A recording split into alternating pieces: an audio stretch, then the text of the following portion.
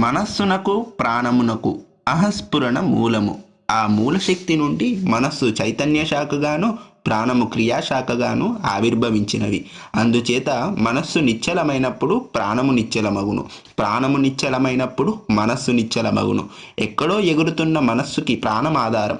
అందుచేతనే ఒక నిమిషం ఊపిరాడకపోతే మనస్సు గిజగిజలాడుతుంది. ప్రాణం మన వశంలో ఉంది.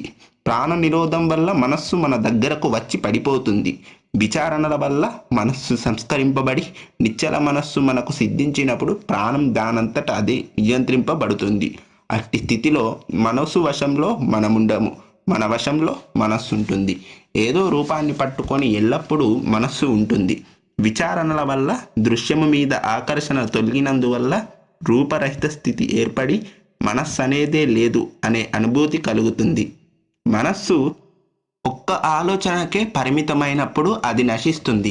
ఎందుచేతనగా మనస్సు అనగా ఆలోచనల ప్రవాహము. ఒక్క విషయం మీద మాత్రమే మనస్సు లగ్నం చేసినప్పుడు ఆలోచన ప్రవాహం ఉండదు, కనుక మనస్సు ఉండదు.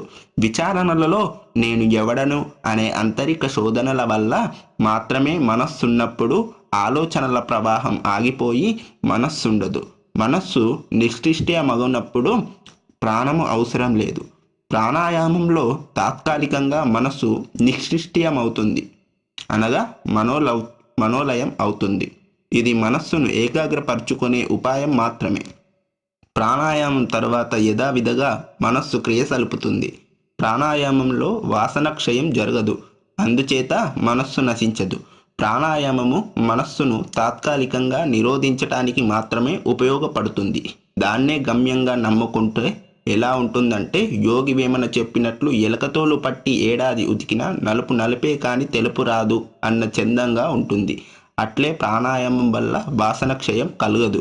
పునర్జన్మ బీజాలు అలాగే ఉంటాయి. వాసన క్షయానికి విచారణే తప్పనిసరి. ఆత్మజ్ఞానాన్ని పొందేందుకు మనస్సు ప్రధానం. అది నిశ్చలమైతేనే జ్ఞానం కలుగుతుంది. అది నిశ్చలం కావాలంటే వాసన క్షయం అవ్వాలి. వాసన క్షయం విచారణ వల్లే కలుగుతుంది.